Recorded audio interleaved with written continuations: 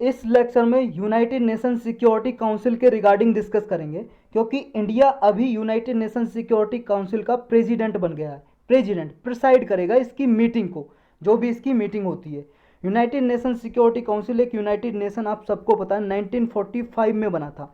1945 में second world war के बाद द्वितीय विश्व युद्ध हुआ था, इसलिए बनाया गया था इस संस्था को। सारे देश मिलकर आए कि फ्यूचर में थर्ड वर्ल्ड वार ना हो, कि ऐसा कोई विश्व युद्ध ना हो जिससे इतना नुकसान हो।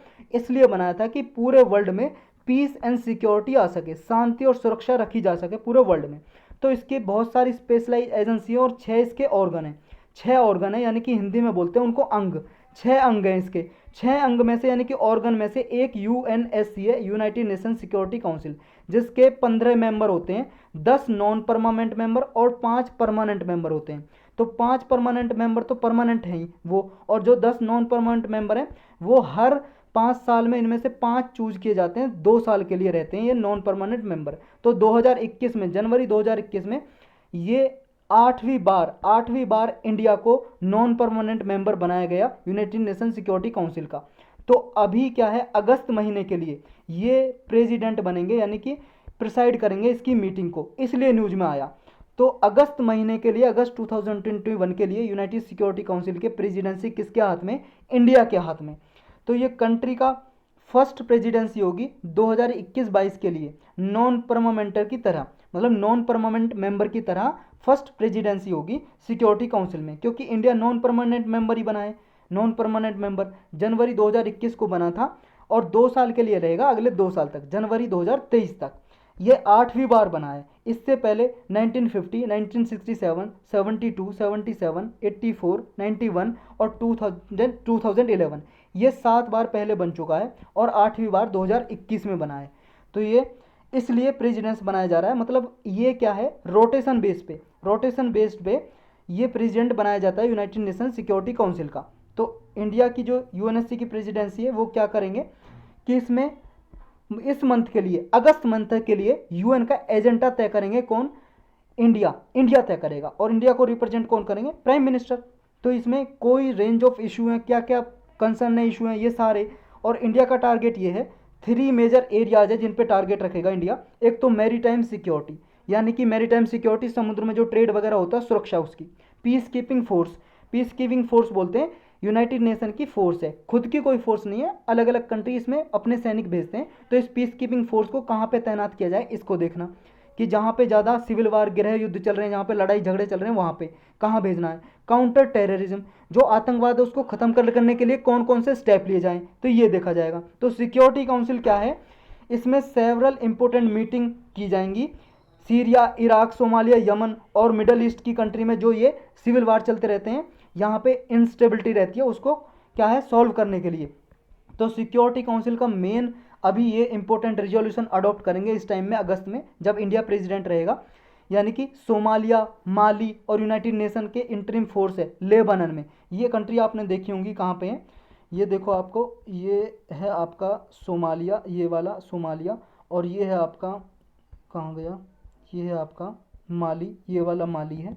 तो इन सारी जो कंट्री हैं इनमें क्या है देखा जाएगा, ये इशू रेज किए जाएंगे कि यहाँ पे पीस कैसे लाई जाए, शांति कैसे लाए। यहाँ पे गृह युद्ध चलते रहते हैं एक तरह से। जो प्राइम मिनिस्टर हैं हमारे नरेंद्र मोदी जी, ये फर्स्ट इंडिया के प्राइम मिनिस्टर होंगे कि जो यूनाइटेड नेशन सिक्योरिटी काउंसिल को प्रिसाइड करेंगे। इससे पहले क्या है, यूनाइटेड नेशन सिक्योरिटी काउंसिल की मीटिंग को 1992 में प्राइम मिनिस्टर थे पीवी नरसिम्हा राव हमारे इंडिया के, उन्होंने भी अटेंड की थी। लेकिन प्रेसिडेंट ये फर्स्ट टाइम रहेंगे इंडिया के प्राइम मिनिस्टर। तो अब जो इंडिया के प्रेसिडेंसी आई है हाथ में, तो इसको फ्रांस और रसिया ने भी सपोर्ट किया है। फ्रांस ने क्या बोला और रसिया ने क्या बोला है? फ्रांस ने बोला है कि इंडिया को वेलकम किया है कि स्ट्रेटजिक प्रॉब्लम के लिए इंडिया एक अच्छा कंट्री है, कोलैबोरेट करेगा और हम भी इंडिया के साथ सहयोग देंगे, कोलैबोरेट करेंगे। मैरीटाइम सिक्योरिटी, पीस कीपिंग और काउंटर टेररिज्म में हम इंडिया का साथ देंगे। रसिया ने भी वेलकम किया है इंडिया की प्रेसिडेंसी को। रसिया ने कहा है कि इंडिया का जो एजेंडा है वेरी इंप्रेसिव है, बहुत इंप्रेस हुआ है रसिया, और क्रिटिकल जो ग्लोबल कंसर्न है उन पे बात की जाएगी इंडिया के साथ मिलके। लेकिन इंडिया के सामने कुछ चैलेंजेस हैं यूनाइटेड नेशन का प्रेसिडेंट होने के साथ। कौन कौन से? एक तो सबसे बड़ा चाइना चैलेंज है। आपको पता है अभी इंडिया अभी यूएनएससी का प्रेसिडेंट बना, एक तरह से इसकी मीटिंग को प्रिसाइड करेगा। लेकिन ऑलरेडी 6 यूनाइटेड नेशन की ऑर्गेनाइजेशन है, उनमें से 6 में से मतलब बहुत सारी ऑर्गेनाइजेशन है यूनाइटेड नेशन की संस्था है, तो उनमें से 6 का अभी चाइना प्रेसिडेंट है, चाइना प्रेसिडेंट है। और चाइना एग्रेसिव नेचर भी अभी बिहेवियर दिखने को मिल रहा है इंडिया पैसिफिक रीजन में, मतलब इंडो पैसिफिक रीजन है ना, जो ये वाला इंडो पैसिफिक रीजन है, ये वाला जो इंडो पैसिफिक रीजन है, चाइना का एग्रेसिवनेस ज़्यादा बढ़ रही है। ये अपना एरिया डिफाइन करता रहता है, ये कहता है ये वाला सारा जो साउथ चाइना सी है इस पर क्लेम करता है आसपास की कंट्री को, ये इससे डिस्प्यूट चलते रहते हैं इसके। तो एक तो ये चैलेंज है इससे। और क्या है, आप सबको पता है इंडिया चाइना बॉर्डर पे भी एस्केलेशन चलती रहती हैं, यहाँ पे झगड़े होते रहते हैं, तो 2020 से ये चल रहे हैं। तो एक ये भी चैलेंज है इंडिया के सामने। चाइना ने यूएनएससी में कई बार ट्राई कर चुका है कश्मीर इशू उठाने का, कश्मीर से कोई लेना देना नहीं है, पाकिस्तान और इंडिया का आपसी मामला है, लेकिन चाइना ट्राई कर चुका है। तो ये भी एक कंसर्न है इंडिया के सामने, चैलेंज है, चुनौती है। अब पोस्ट कोविड वर्ल्ड ऑर्डर क्या हो सकता है, कहने का मतलब जब ये कोविड-19 के बाद कैसा सिस्टम होगा, तो ग्लोबल जो इकोनॉमी होगी, अभी क्या है रिसेशन फेस कर रहे हैं सब, मतलब इकोनॉमी सबकी डाउन जा रही है, हेल्थ इमरजेंसी सबको है आपातकालीन। अब balancing USA Russia and unstable West Asia, एक यूएस और रसिया के बीच में भी कुछ डिस्प्यूट चल रहे हैं, इनको कैसे बैलेंस किया जाए, मतलब ये चैलेंजेस हैं इंडिया के सामने, आगे कैसे इनको रिजॉल्व किया जा सकता है। देखो अभी यूएस और रसिया के सिचुएशन है जो डिटोरिएटिंग हो रही है, मतलब बिगड़ रही है दोनों के बीच में, यूएस और ईरान के रिलेशन भी बिगड़ रहे हैं, दोनों के बीच में टेंशन चल रही है। तो इंडिया इसको कैसे हैंडल करे, ये भी एक चैलेंज है। इंडिया को ज़रूरत है कि रूल बेस्ड वर्ल्ड ऑर्डर लाया जाए, सपोर्ट किया जाए, रूल बेस्ड हो, एक नियम पे चलें, नियम पे चलें, यानी कि सबके जो ह्यूमन राइट हैं, मानव अधिकार हैं, उनको बचाया जाए, नेशनल इंटरेस्ट में सबका मानव अधिकारों की रक्षा हो। अब प्रपोजल क्या रखा गया है, मान लो इंडिया क्या प्रपोज रख सकता है यूएनएससी रिफॉर्म में। देखो बार बार इंडिया ये प्रपोजल रखता आया है कि यूनाइटेड नेशन सिक्योरिटी काउंसिल में रिफॉर्म होना चाहिए, सुधार होना चाहिए। क्यों होना चाहिए, क्योंकि जब यूनाइटेड नेशन बना था भाई साहब 1945 में, उस टाइम में कंडीशन कुछ और थी। आपने जो परमानेंट मेंबर बना दिए यूनाइटेड नेशन के 5, अभी वही हैं, लेकिन उस टाइम से ज़्यादा पॉपुलेशन भी बढ़ चुकी है। उस टाइम पे कुछ देश गुलाम थे, वो गुलामी से हट गए, अब आज़ाद हैं, और सारा वर्ल्ड ऑर्डर चेंज हो चुका है। अब बहुत सारी रीजनल पावर उभर के आई हैं, तो इसमें रिफॉर्म किया जाए, ऐसा इंडिया का मानना है। और बहुत सारी कंट्री इंडिया को सपोर्ट करती हैं, साउथ अफ्रीका, ब्राज़ील, जापान, ये सब बोलती हैं कि यूनाइटेड नेशन सिक्योरिटी काउंसिल में रिफॉर्म किया जाए। ऐसे क्या क्या रिफॉर्म हो सकते हैं, कैटेगराइजेशन ऑफ मेंबरशिप, मेंबरशिप की कैटेगरी को डिफाइन करो जो इसमें मेंबर है। नेक्स्ट क्या है, जो वीटो पावर 5 परमानेंट मेंबर के पास है, इस पर क्वेश्चन था है कि भाई साहब और भी इसमें परमानेंट मेंबर और भी बनाओ आप, और वीटो पावर और भी देश को दो, या फिर सबकी वीटो पावर हटाओ, ऐसा कुछ रिफॉर्म हो।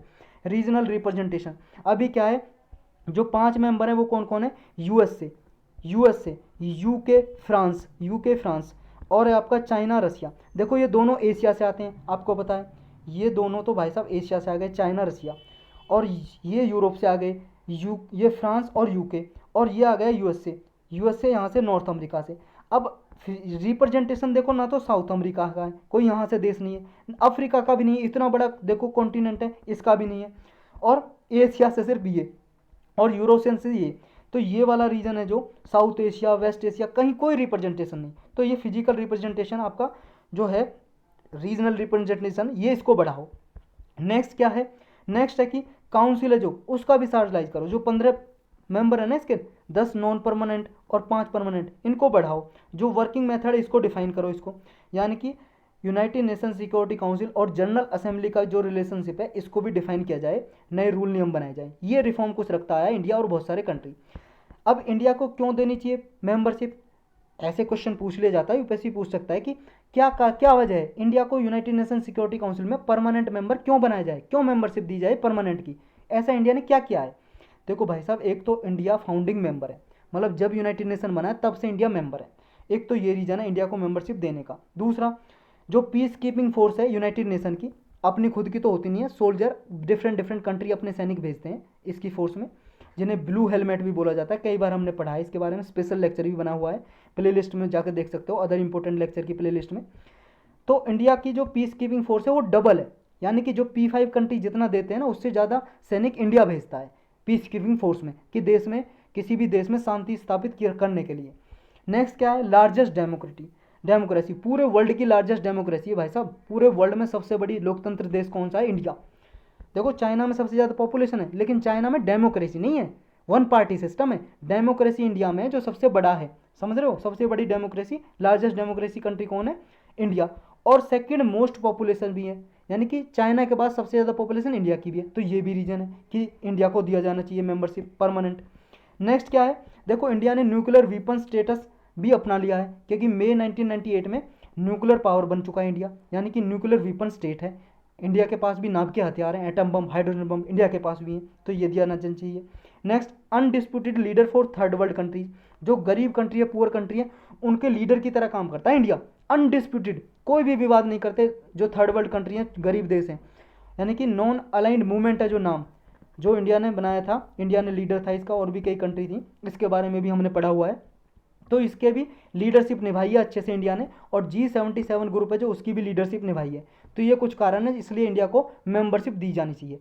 अब यूनाइटेड नेशन सिक्योरिटी काउंसिल, इसके बारे में थोड़ा डिटेल से पढ़ लेते हैं ब्रीफली। देखो ये यूएन चार्टर के हिसाब से, यूएन चार्टर का मतलब है यूएन का नियम, रूल्स, डॉक्यूमेंट्स, इसके हिसाब से यूनाइटेड नेशन के 6 मेन ऑर्गन हैं, 6 अंग हैं इसके, उनमें से एक यूएनएससी है, United Nation Security council. Article 23 है यूनाइटेड नेशंस चार्टर का, मतलब इसका जो डॉक्यूमेंट है उसके हिसाब से जो यूनाइटेड नेशन सिक्योरिटी काउंसिल की कैसी कंपोजिशन होनी चाहिए, इस आर्टिकल में लिखा है यूनाइटेड नेशन चार्टर के। इसके 5 ऑर्गन कौन कौन से हैं, और एक तो यूनाइटेड नेशन सिक्योरिटी काउंसिल हो गया, और कौन कौन से 5 अंग है, 5 ऑर्गन है यूनाइटेड नेशन के। एक है general assembly, United nation general assembly. एक है ट्रस्टीशिप काउंसिल। एक है United nation economic social council. एक है इंटरनेशनल कोर्ट ऑफ जस्टिस। एक है यूनाइटेड नेशन सेक्रेटेरिएट। ये 5 और ऑर्गन है। यूनाइटेड नेशन सिक्योरिटी काउंसिल का प्राइमरी रिस्पॉन्सिबिलिटी क्या है, मेन काम क्या है इसका? मेन काम ये है इंटरनेशनल पीस और सिक्योरिटी, पूरे विश्व में शांति और सुरक्षा बनाना इसका मेन काम है, मतलब मेन काम है, मेन कार्य है इसका। जहाँ पे भी मान लो पीस थ्रेट में आए, शांति बिगड़े, ये शांति स्थापित करेगी फोर्स वगैरह भेज के, या बातचीत करके शांति बनाएगी, दोनों कंट्री के बीच में सुलझाएगी, कहीं पे वार हो रहा है तो बैटल हो रही है। और जो ऑर्गन है यूनाइटेड नेशन के, वो रिकमेंडेशन कर सकते हैं किसी मेंबर स्टेट को, किसी भी कोई भी मेंबर है यूनाइटेड नेशन का, उसको सिफारिश कर सकते हैं, एडवाइस दे सकते हैं। लेकिन यूनाइटेड सिक्योरिटी काउंसिल के पास डिसीजन लेने की पावर है, ये ऑब्लाइज्ड बना सकती है, उस मेंबर से कह सकती है चार्टर के हिसाब से, यूनाइटेड नेशन का जो चार्टर है, यूनाइटेड नेशन का जो रूल्स नियम है उसके हिसाब से किसी भी मेंबर को कह सकती है भाई साहब ये आप इंप्लीमेंट करोगे, मतलब ऑब्लिगेशन दे सकती है उसे। इसका हेडक्वार्टर कहाँ पे यूनाइटेड नेशन सिक्योरिटी काउंसिल का? न्यूयॉर्क में, अमेरिका में न्यूयॉर्क, वहाँ पे हेडक्वार्टर है। इसके मेंबर कितने? 15 मेंबर हैं, 10 नॉन परमानेंट मेंबर, 5 परमानेंट।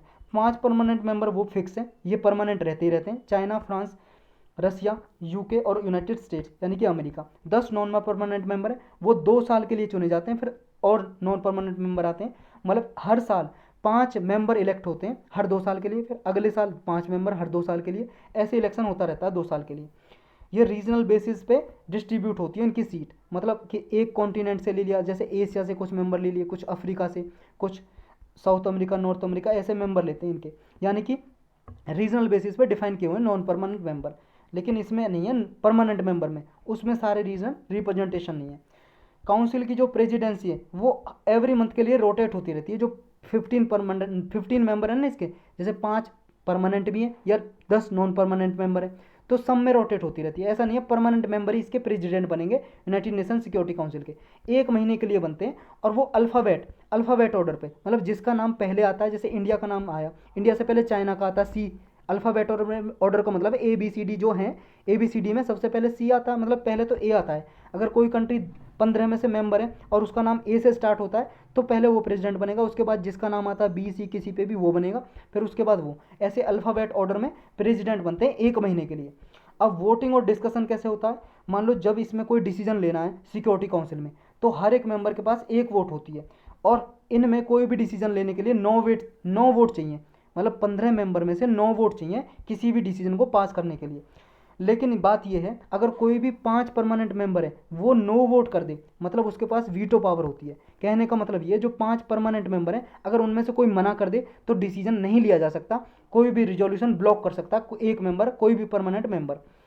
कोई भी और मेंबर है यूनाइटेड नेशन का और जो यूनाइटेड सिक्योरिटी काउंसिल का मेंबर नहीं है, सदस्य नहीं है, लेकिन यूनाइटेड नेशन का मेंबर है, तो वो भी बिना वोट के इसकी मीटिंग में पार्टिसिपेट कर सकता है, यूनाइटेड नेशन सिक्योरिटी काउंसिल की जब मीटिंग होती है। लेकिन वोट नहीं कर सकता, जब कोई भी ऐसा मैटर चल रहा है उसमें पार्टिसिपेट कर सकता है अगर यूनाइटेड नेशन का मेंबर है, भले ही यूनाइटेड नेशन सिक्योरिटी काउंसिल का मेंबर नहीं है, तब भी कर सकता है। Next, India as a permanent member. India को परमानेंट मेंबर एडवोकेट करता है कि इंडिया को यूएनएससी में एडवोकेट किया जाए, मतलब परमानेंट सीट दी जाए। इंडिया बहुत बार करता है इसको। और कौन कौन से ऑब्जेक्टिव हैं इसके टारगेट कि किस किस बेस पे, वो हमने ऊपर डिस्कस किए हैं। और ये देख लो आप, इंडिया का पॉपुलेशन साइज ज़्यादा है, टेरिटोरियल साइज भी अच्छा है, जीडीपी भी ग्रोथ हुई है, इकोनॉमिक पोटेंशियल है इंडिया का, सिविलाइजेशन लीगेसी है, कल्चरल डाइवर्सिटी है, डिफरेंट डिफरेंट कल्चर के संस्कृति के लोग रहते हैं, पॉलिटिकल सिस्टम भी स्टेबल है इंडिया का, और India United nation peace keeping operation में अपनी सैनिक भी अच्छे खासे देता है। इसलिए यूनाइटेड नेशन को यूनाइटेड नेशन सिक्योरिटी काउंसिल में परमानेंट मेंबर बनाया जाए, ऐसा प्रपोजल रखता है बहुत बार इंडिया। तो यही था इसमें